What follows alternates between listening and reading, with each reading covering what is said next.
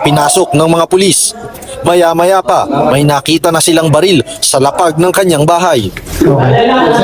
Sige sir, bitawan mo lang muna dyan sir sa baba sir. So ayun, bigyan ko lang na reaksyon yung nangyari kay Heb Abi sa pag-aresto sa kanya, no? Nasabi ng karamihan nakakatawa daw yung pag-aresto kay Heb Abi. Sa totoo lang, nakakatawa naman talaga siya. Tingnan nyo, baliw na talaga tong si Billy Jack Sanchez Panoche, no? Biruin mo, sino ba naman ang nasa matinong pag-iisip ang magsasabi na hinuli ka ng PIDEA pagkatapos na ipag-collab lang sila sa'yo?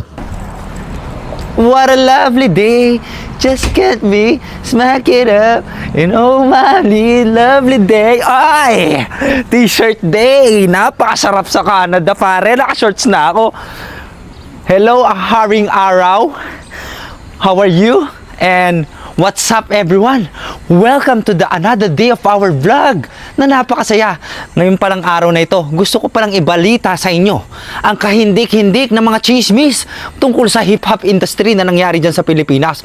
At syempre, sabi ko na sa inyo, na uso talaga ang pakikipag-collaborate ng mga sikat na personalidad sa mga kapulisan natin. Unang-una dyan, babanggitin natin si Aberya Things, di ba? Nahuli nung mahal na araw. Ganun niya, oh. Ayun, hindi naglubay. Nag-Holy Week sa kulungan. Pangalawa, etong si Heb Abi. Pagkakanta ko kayo, no? CIDG, bakit nyo hinuli si Heb Abi? Na na na na. CIDG, anong ebidensya? Bababaril, bupa, patay tayo dyan.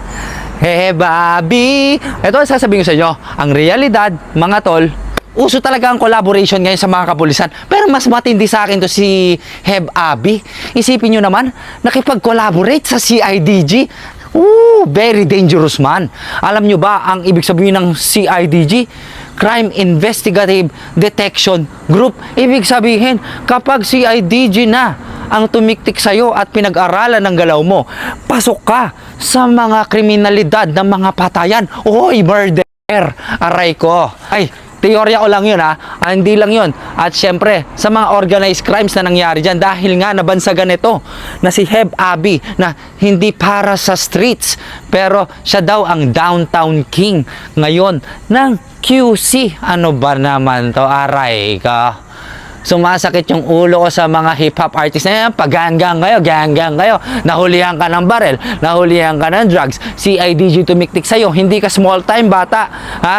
Tsaka sasabihin nyo, eto Joren Nate, isisingit na kita. Wag nyo sinisiraan ang kapulisan natin sa Pilipinas. Unang-una sa lahat, sasabihin nyo, palpak yung paghuhuli ng mga tao. Eto, katulad ng bidyong ito.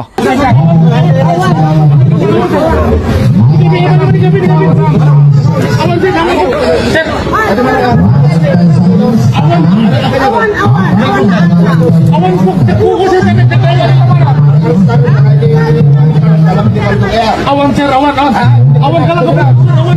ada karbangan nga sao. Kanyaman nga may pagam kita, babalik nga mausap kang kamu ng pabor, kanya mga konte. Kaya ada karbangan nga ari sa gadong. No hampay di mga ala, ada di gobyerno. Isa ka man nagkapukan ng dala. Bawat ang mahina.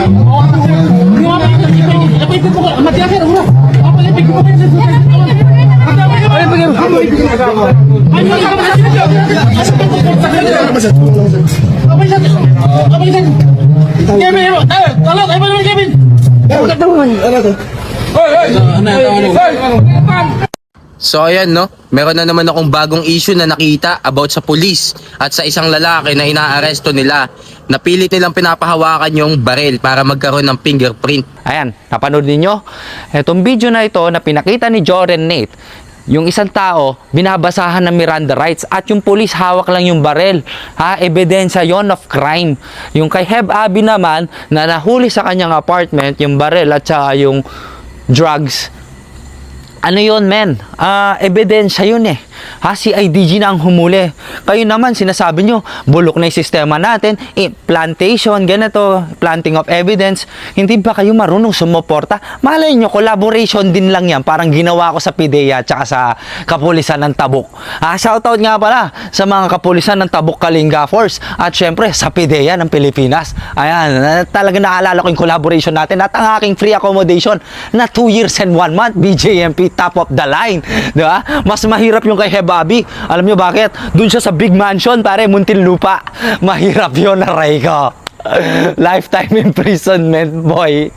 Kaya ikaw, Jorinate, at sa mga tao na nag-iisip ng gang-gang, tigil-tigilan nyo yung pag-gang-gang-gang-gang nyo, kasi merong gobyerno. Nothing is above the law as always. Always remember that. Kahit medyo parang nakakatawa ang aking delivery, lagi nyo tatandaan, re-respetuhin nyo ang batas. Kung ayaw nyo makipag-collaborate sa mga tao ng batas katulad ko, di ba? Ayan, tapos na yung collaboration namin. May mga sumunod, idol nila ako eh. Mas matindi pa isa, si IDG. Anyways, ayan, Jorinate, wag nyo rin sisiraan ang ating mga kapulisan. Kung ano ang kanilang pamamaraan sa paghuhuli ng mga kriminal at kung may haka-haka at opinion tayo na sarili nating mga teorya na hindi natin pinapanigan ng ating mga kapulisan, pwede nating itahimik dahil lahat ay may due process. Meron tayong Korte Suprema para paimbestigahan lahat ng mga pangyayaring bagay. So, laging may hustisya. Hindi bulag ang hustisya. Tatandaan nyo yan.